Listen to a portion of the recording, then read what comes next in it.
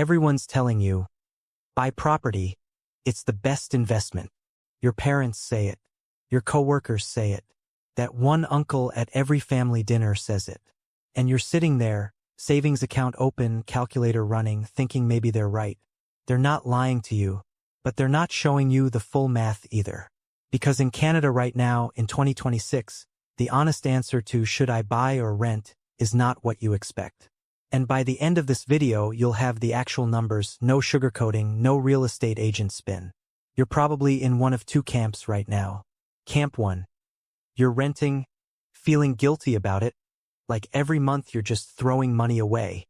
Camp 2.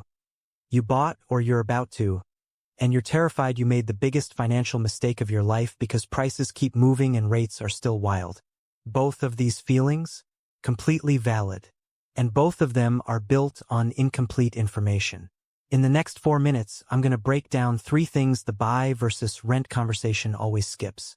And at the end, I'll tell you the one number that actually decides this for you. Let's go. Everyone compares rent to mortgage payment. That's the wrong comparison. Here's what your mortgage payment doesn't include: property tax, home insurance, CMHC mortgage insurance, which is between 2.8 to 4% of your entire mortgage if your down payment is under 20%, and maintenance. CMHC itself says budget 1 to 3% of your home's value every single year, just for repairs, on a $673,000 home, which is the national average right now. That's up to $20,000 a year, just for things breaking. And then there's the stress test. Even if rates are at 4%, you have to qualify at 6%. Meaning to buy the average Canadian home, you need a household income of at least $118,000 to $144,000. In Toronto, $160,000 to $197,000. Vancouver, $177,000 to $210,000. Does your household hit that number? If yes, keep watching. If no, renting isn't failure. It's math. Here's what nobody's telling renters. Rents in Canada have been falling for 18 straight months. The national average asking rent in March 2026 was $2,008 a month, the lowest in almost 3 years. And across 30 Canadian cities, only 2, Regina and Winnipeg, have mortgages that are actually cheaper than rent month to month. 2 cities. In Calgary, renters save $400 to $450 a month over buyers. In Ottawa, same range. In Waterloo, renters save $781 every single month compared to homeowners. That difference, if you actually invest it, doesn't disappear. It builds. But here's where it gets complicated. Because renting isn't always winning either.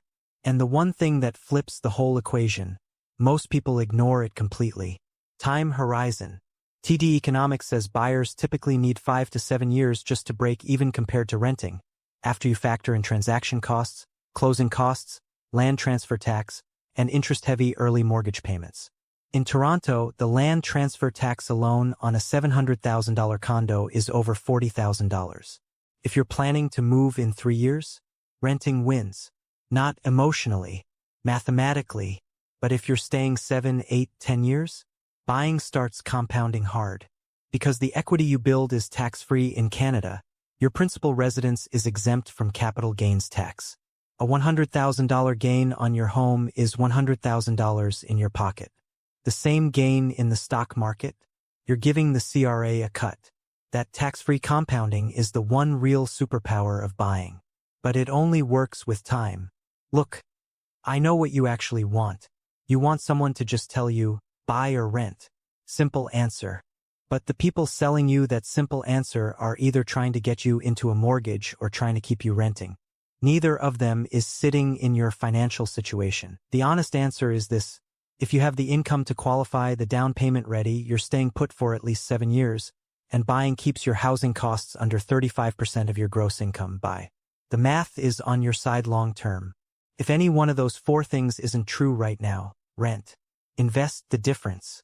Build your position. The market will still be there. Renting is not losing. Buying before you're ready is. Tell me in the comments, which camp are you in right now? Renting and waiting, or bought and hoping? I read every comment. Drop it below.